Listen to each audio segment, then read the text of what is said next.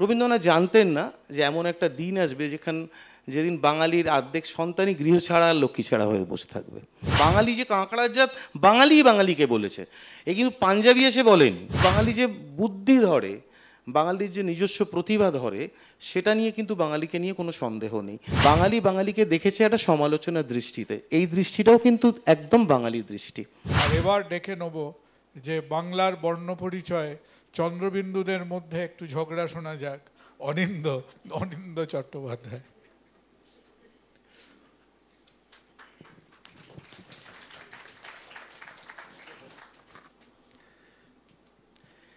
কে জানে বাবা, আমার তো নিজেকে মানুষই মনে হয়।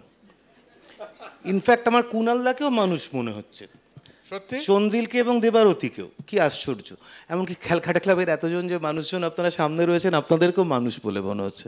তার সমস্ত যারা বাঙালি এবং মানুষ এখানে রয়েছেন উপস্থিত, তাদেরকে যথাসম্ভব নমস্কার শ্রদ্ধা অর্পণ করে ডিবেট শুরু করছি। তো বিতর্ক চন্দ্রিলই করে মূলত, আমি খুব একটা বিতর্ক করি না, মানে করতে যে খুব ভালো পারি এমনও না।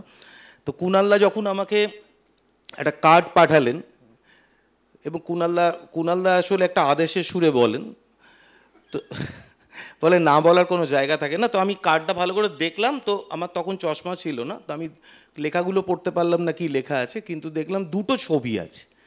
সেই দুটো ছবি কি, একটা ছবি হচ্ছে রবীন্দ্রনাথের ছবি, আর একটা ছবি হচ্ছে কুণাল সরকারের ছবি। তো তারপর চশমা টশমা পরে দেখলাম যে একটা বিতর্ক হচ্ছে। সেই বিতর্কের নাম হচ্ছে যে রেখেছো বাঙালি করে মানুষ করনি। কুণালদা বললো তোমাকে কিন্তু বিপক্ষে বলতো। আমি ঠিক আছে, যা দেখুন, বাঙালি চিরকালের ধর্ম হচ্ছে দাদা রাজা বলে শোনে মানুষ। আমিও শুনে বিপক্ষে চলে এসেছি। আমাকে বাড়িতে বউও যা বলে আমি তাই করি। এখানে কুণালদা বলেছেন, আমি এসে বিপক্ষে দাঁড়িয়ে পড়েছি। মানুষের যেরম ধর্ম আর কি, কারণ মানুষকে বিপদে না ফেলা। তবে কি এমনিতে যেটুকু বিতর্ক সভায় গেছি বা আমার মোটামুটি অভিজ্ঞতা আছে, তাতে আমি দেখলাম যে বিতর্ক সভায় সভার মত বলে একটা বস্তু থাকে, এবং যিনি সভাপতি তার একটা নিজস্ব মত থাকে। তা আমি দেখছি যে আজকের এই বিতর্ক সভায় সভাপতির কোনো মত নেই। উনি লিখেছেন, আমরা রবীন্দ্রনাথের সঙ্গে একমত, রেখেছো বাঙালি করে মানুষ করনি। তা রবীন্দ্রনাথের সঙ্গে কে একমত নয় বলুন? রবীন্দ্রনাথ আমাদের কাছে তো শুধু রবীন্দ্রনাথ নয়, তার ল্যাজটুকু অর্থাৎ ঠাকুরটুকুও বটে আর কি। তো ফলে উনি যখন বলে গেছেন একদম সার সত্য কথা। এখন বাঙালির ঝালে ঝোলে অম্বলে যেখানে আপনি রবীন্দ্রনাথ গুঁজে দেবেন, দেখবেন বাঙালির টিআরপি বাড়ছে। আপনার বাড়িতে কারোর মৃত্যু হয়েছে, আপনি রবীন্দ্রসঙ্গীত চালিয়ে দেবেন, দেখবেন খুব ভালো লাগবে, আছে দুঃখ আছে শান্তি। আবার একই সঙ্গে আপনি দেখবেন বাড়িতে উৎসব, সেখানেও একদম অন্য একটা কোনো রবীন্দ্রসঙ্গীত আপনি চালিয়ে দেবেন। বাঙালির জীবনকে সবসময় রবীন্দ্রনাথ বেঁধে রেখেছে আজকের এই বিতর্ককেও। তো উনি বলে গেছেন, সে তো বহুকাল আগে বলে গেছেন, উনি জানতেন না যে ওনার বলা নিয়ে ক্যালকাটা ক্লাবে একদিন বিতর্ক হবে। যে কবিতাটা লিখেছিলেন তার নাম হচ্ছে বঙ্গমাতা। আর সেই কবিতার আমি তার আগের দুটো লাইন পড়ছি, ভুলে যাব বলে এখানে লিখে রেখেছি। সেই লাইন দুটো হচ্ছে, শীর্ণ শান্ত সাধু তব পুত্রদের ধরে দাও সবে গৃহ ছাড়া লক্ষ্মী ছাড়া করে শতকোটি সন্তানের হে মুগ্ধ জননী রেখেছো বাঙালি করে মানুষ করনি। তো যদি যে কোনো কবিতা বা যে কোনো শিল্প, সেটা যখন লেখা হয় তার একটা কনটেক্সট থাকে যে কেন লেখা হয়েছে। তো যে সময় লিখেছেন, তো বাঙালি সত্যি মিনমিনে স্বভাব, তার ঘরকুনো স্বভাব, সেখান থেকে তিনি বাঙালিকে জাগ্রত হতে বলছেন, বেরিয়ে পড়তে বলছেন, আরও আরও আরও মানে আরও বাঙালি একটা জায়গায় না আবদ্ধ থেকে নিজেকে, সে যেন কুয়োর ব্যাঙ হয়ে না থাকে, সে যেন সারা পৃথিবী জুড়ে তার বিস্তৃতি ঘটায়। রবীন্দ্রনাথ জানতেন না যে এমন একটা দিন আসবে যেদিন বাঙালির অর্ধেক সন্তানই গৃহ ছাড়া আর লক্ষ্মী ছাড়া হয়ে বসে থাকবে। এই আপনারা যারা এখানে এসেছেন, আপনাদের প্রত্যেকের সন্তান কিংবা যে আর কি আপনাদের বাড়ির সেরা প্রতিভা, আপনারা জানেন সে আর গৃহে থাকে না। সে থাকে কোথায়? হয় আমেরিকা থাকে, নয় ইংল্যান্ড থাকে। এমনকি এইখানে যারা মঞ্চে বসে আছেন যারা, তাদের ছেলেমেয়েরাকেও এখানে থাকে না। তো তার মানে রবীন্দ্রনাথ দেখা যাচ্ছে যা আশা করেছিলেন তার থেকে অনেক বেশি ঘটেছে আর কি। তো রেখেছো বাঙালি করে মানুষ করনি, তার কারণ উনি বলতে চেয়েছিলেন যে এই সংকীর্ণতা থেকে যেন আমরা একটু মুক্ত হই। বাঙালি শব্দটার মধ্যে একটা সংকীর্ণতা আছে, আর মানুষ শব্দটার মধ্যে একটা বিস্তৃতি আছে। তো ওই সংকীর্ণ জায়গা থেকে আমরা যেন একটা বড় জায়গায় গিয়ে দাঁড়াতে পারি।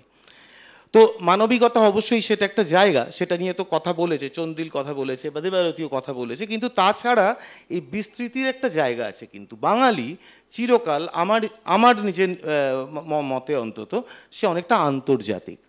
বাঙালি কোনোদিন কিন্তু শুধু বাংলা কিছু নিয়ে মেতে থাকিনি। বাঙালি হয়েছি বলেই আমি সারাক্ষণ বাংলায় সব কিছু পড়বো তা না, আমি তার সাথে অন্য কিছুও পড়বো, আমি অন্য কোনো ভাষারও সিনেমা দেখব।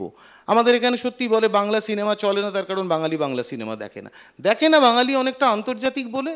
বাঙালি তার থেকে অনেক বেশি পরিমাণে দেখতে যায় হিন্দি ছবি বা ইংরেজি ছবি, সেগুলো ভালো হচ্ছে বলে দেখে, কিন্তু তাতে মান নেই বলে তা সত্ত্বেও দেখতে ছুটছে এমনটা কিন্তু নয়।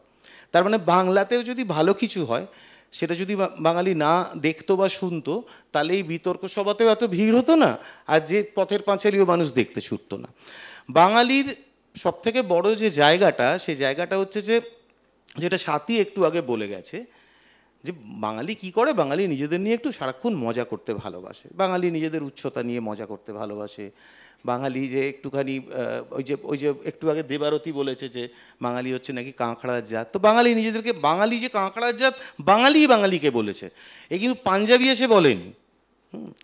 মানে মানে এরকম তো ব্যাপার নয়, বাঙালি নিজেরাই তার মানে নিজেদেরকে একটা একটা করে জায়গায় এরকম করে দিচ্ছে। আজকে দেবারতী একটু আগে যখন বলছে, ও বলছে আমরা নাকি সবাই সব ভুলে গেছি, বুনো রামনাথের নাম ভুলে গেছি, হ্যাঁ, তারপর আরও যে নামগুলো বলেছে, এটা বলে ও যে পরপর বলছে, তার মানে বোঝা যাচ্ছে ও কিন্তু ভোলেনি, এখানে দাঁড়িয়েও পড়েছে, তার মানে দেখা যাচ্ছে তো ভোলেনি।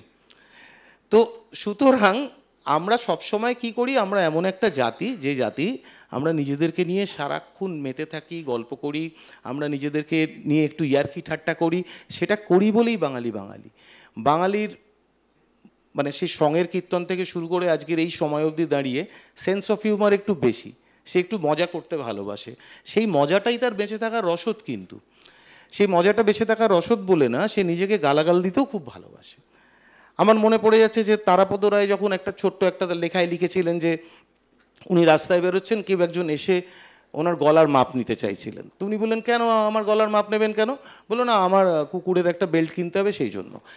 এই যে গল্প, এই গল্প কোনো বাঙালি ছাড়া দ্বিতীয় কেউ লিখতে পারবে না, তার কারণ এতটা নিজের মতন করে একটা নিজের জাতিকে এইরকম একটা লাইটে দেখানো, এ কোনো পাঞ্জাবি বা গুজরাটি এর তারা করবে না। এবার ঠিকই যে বাঙালি একটু বেশি বুদ্ধি ধরে, বাঙালি হয়তো নিজেদের মধ্যে একটু মানে মিলমিশটা কম, তারা একটু ইন্ডিভিজুয়ালিস্টিক।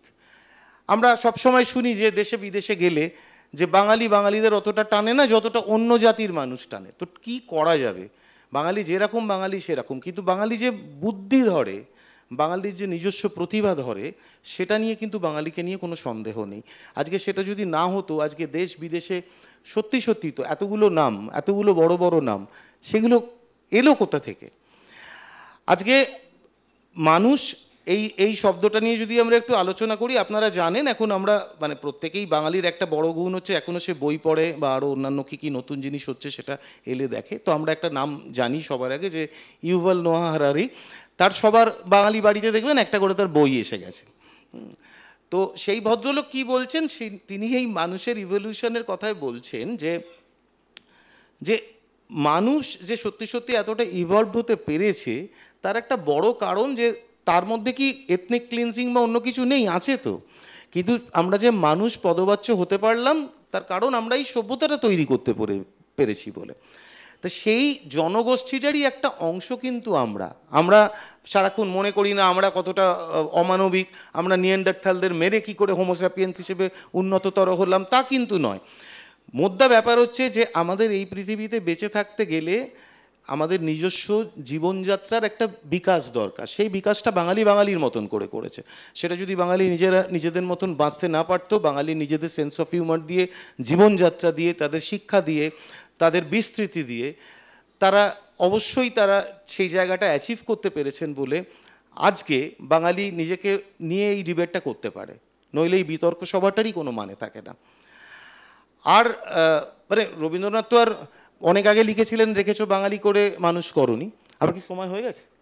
আচ্ছা, তা এখন মানে যদি বাঙালি না করতো কি করতো, এরম লিখতেন যে রেখেছো ব্রুসলি করে মানুষ করনি, তো বাঙালি বাঙালি চিরকাল ওই রকম হয়ে বাঁচতে পারতো না যে আমরা নিজেদের আত্মরক্ষার্থে আমরা একটা বড়ম করে দিলাম, আমরা এই ঘেটোটার মধ্যে থাকি, সেরকম না। চন্দ্রিল বলেছে যে পশ্চিমবঙ্গের বাঙালির বাঙালি, আমি বলছি তা কেন? পশ্চিমবঙ্গের বাঙালি বাঙালি, বাংলাদেশের বাঙালি বাঙালি, একই সঙ্গে আমেরিকায় যারা থাকে তারাও বাঙালি। এই সব বাঙালি নিয়ে কথা বলতে হবে, বাঙালি ছড়িয়ে পড়া নিয়ে কথা বলতে হবে, বাঙালি যে এত দূরে এগিয়ে গেছে সেটা নিয়ে কথা বলতে হবে।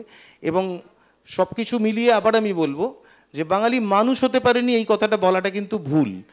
বাঙালি সবসময় মানুষ হয়েছে, কিন্তু মুশকিল হচ্ছে বাঙালি বাঙালিকে দেখেছে একটা সমালোচনার দৃষ্টিতে। এই দৃষ্টিটাও কিন্তু একদম বাঙালি দৃষ্টি। আপনারা যারা এসেছেন, আশা করি আপনারা সকলে মানুষ। আপনাদেরকে একটা মনুষ্য জাতির নমস্কার জানিয়ে শেষ করছি।